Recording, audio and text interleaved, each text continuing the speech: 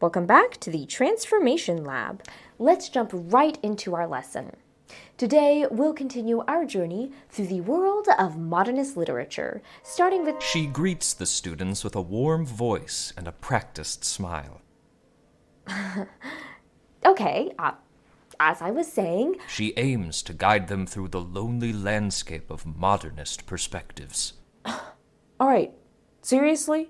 I am trying to teach here. She plans to teach, unaware that in third-person point of view, the narrator does the teaching. Okay, that is it. Does anyone have a mute narrator button? She attempts to silence the narrator, forgetting that the narrator shapes what readers know and what they... Finally. So, as our uninvited narrator was saying, authors can use the third-person point of view to shape how we understand their stories.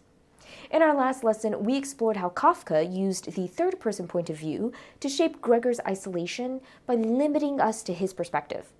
But Kafka wasn't alone. A lot of modernist authors used that same point of view to explore isolation. The question is, did they do it the same way? Did it have the same effect? That's what we're digging into today. Our mission? Construct a thesis statement that compares how authors use the third-person point of view to convey the theme of isolation.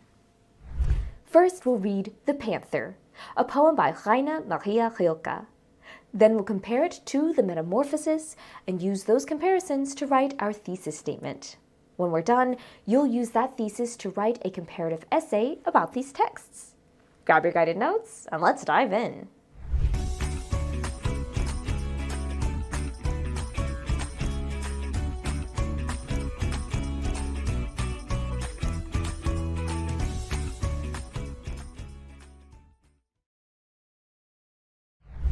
Our first stop is The Panther. In it, we witness the quiet life of a caged panther through the narrator's watchful eye. The narrator carefully observes the panther's presence, noticing subtle details that hint at its condition inside the cage. As we read, be on the lookout for those details. His weary glance from passing by the bars has grown into a dazed and vacant stare. It seems to him there are 1,000 bars, and out beyond those bars the empty air.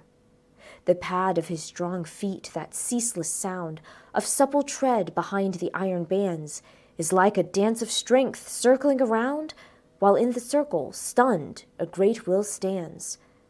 But there are times the pupils of his eyes dilate, the strong limbs stand alert, apart, tense with the flood of visions that arise, only to sink and die within his heart.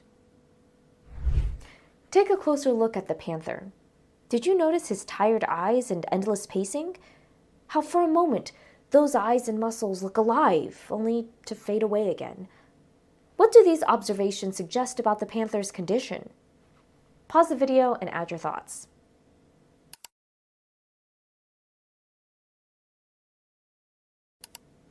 The panther is not in good condition. He's trapped and alone.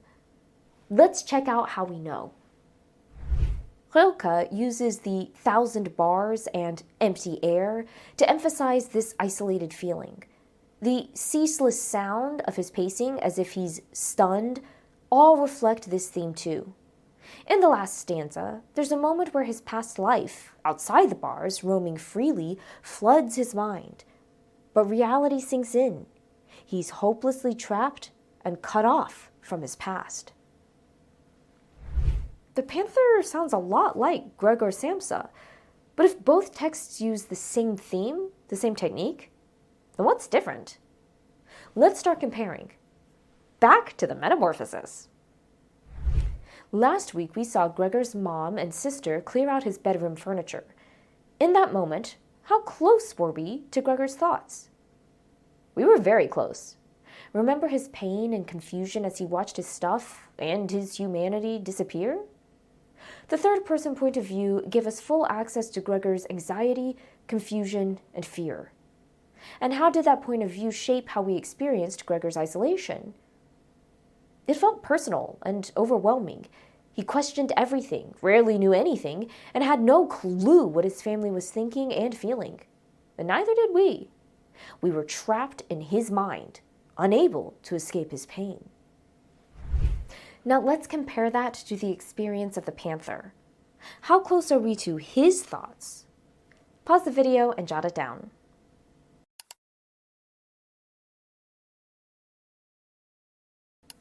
We're not close at all. Rilke keeps us distant, cut off from the Panther's true feelings, and the third-person point of view doesn't let us access his thoughts. Let's revisit what we saw in the poem. We observed the Panther carefully. We see his stare, we see him pace, we see his fading eyes. What we don't see is his actual thoughts or feelings, so we never truly understand him. Think about what this distance changes for us. How does this point of view shape how we experience the Panther's isolation? Pause and record your thoughts.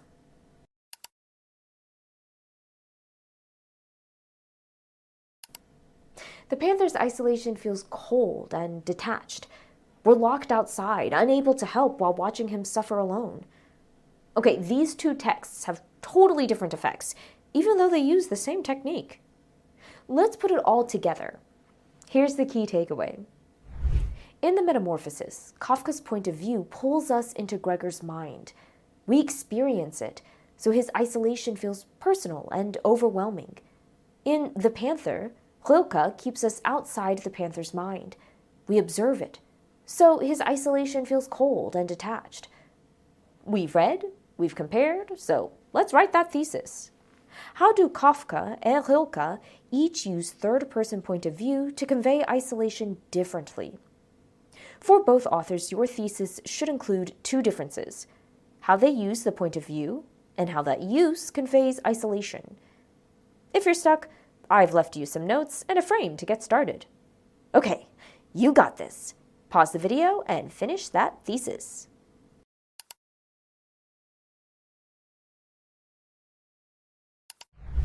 This is what I've got.